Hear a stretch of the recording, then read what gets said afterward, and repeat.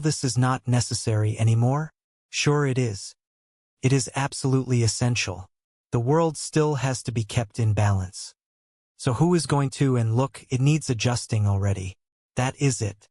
Now, if I can just get a ping-pong ball in there by 7:13, well, I guess we solved that little problem. I would get cracking if I was you. Impossible. I refuse. Jeremy, really, you will grow to like it. Give it a chance. So long. Do not take any wooden nickels. Unless you really need them, of course. Mr. Witherspoon. No. A tambourine. I have to find a tambourine right away. Can you help me? Do you know where I can find a tambourine?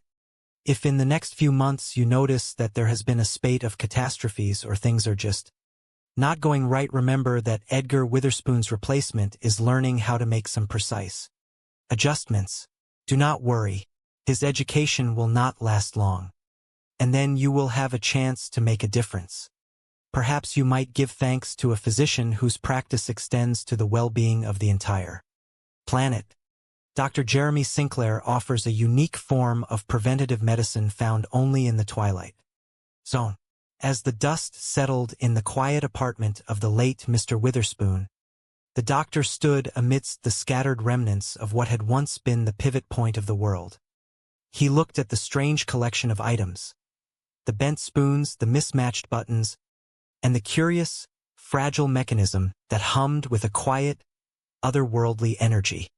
It was a symphony of chaos, yet it possessed a rhythm that seemed to mirror the heartbeat of the universe itself.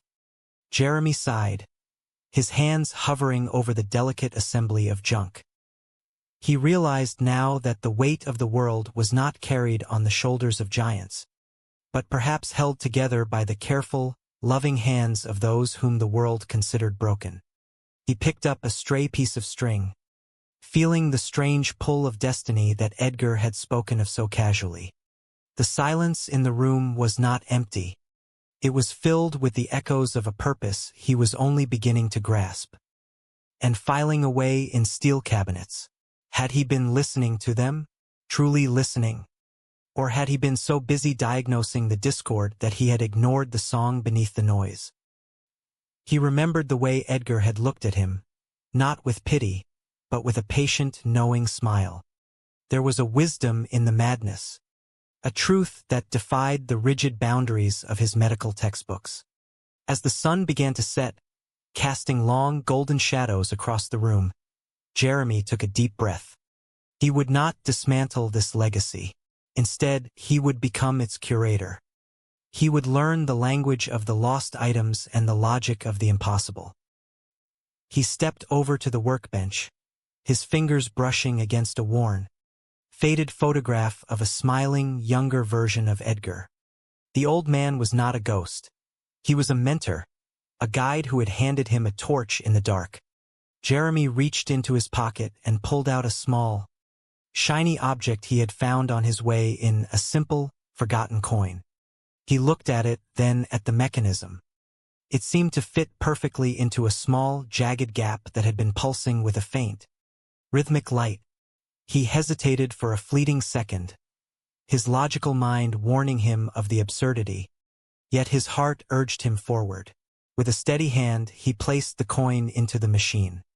The room hummed, a gentle, melodic sound that seemed to harmonize with the very fabric of existence. The shadows shifted, dancing to the tune of a world restored, a world balanced once more by an unlikely successor. The doctor smiled, a genuine, warm expression that reached his eyes. He had found his calling, not in the sterile halls of a clinic, but in the cluttered, beautiful, and profoundly important work of a man who had seen beyond the surface of reality. He realized that the greatest medicine was not just healing the mind, but nurturing the belief that every small act of care could ripple outward, changing the course of history in ways both seen and unseen. He was no longer just a doctor. He was a guardian of the delicate threads that bound the world together. And as the night deepened, he began to prepare, gathering the necessary tools for the next adjustment, ready to serve, ready to care, and ready to listen to the voices of the universe, however quiet or strange they might be. The journey of Dr. Jeremy Sinclair had only just begun. A path paved with paper clips, dull heads, and the profound, quiet heroism of everyday life. He looked out the window at the bustling city below, a tapestry of millions of lives, each one a thread in the grand design. He felt a sudden, overwhelming sense of gratitude for the old man who had shown him the way. It was a lesson in humility, a lesson in love, and a lesson in the extraordinary power of the ordinary.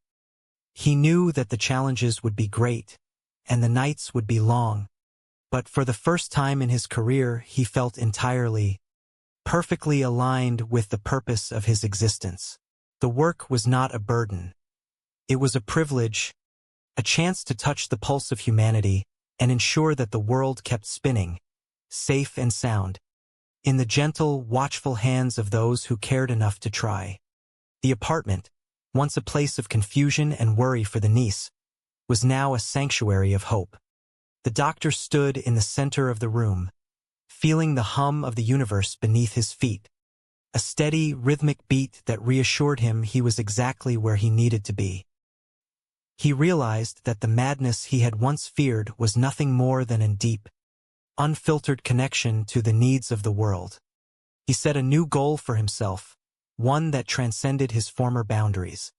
To find beauty in the broken, to find order in the chaos, and to never let the light of curiosity fade. He picked up his notepad, but instead of writing a report, he began to sketch a diagram. Not of a patient, but of the very machine that kept the stars aligned. It was a work of art, a masterpiece of love and dedication, a testament to the fact that the most important things in life are often those that the world overlooks.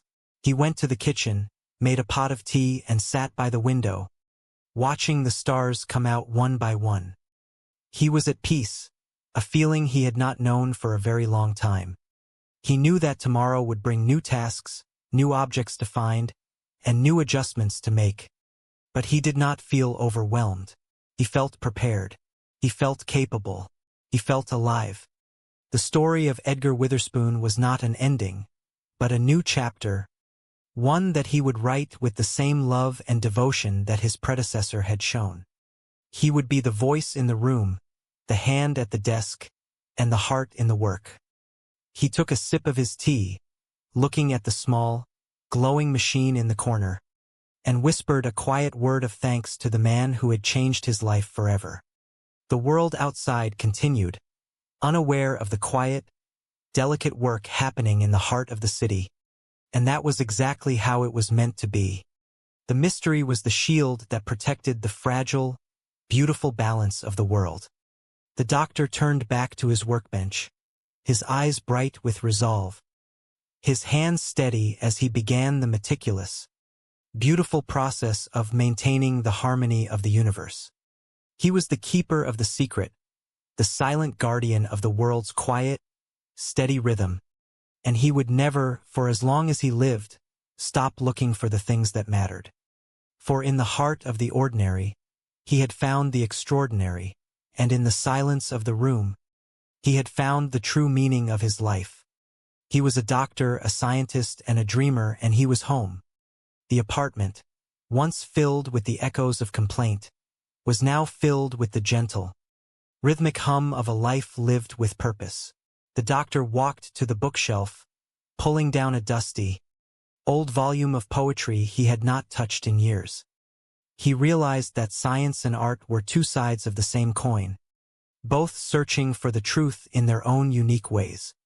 He read a few lines, his voice soft and steady, the words filling the room like a benediction.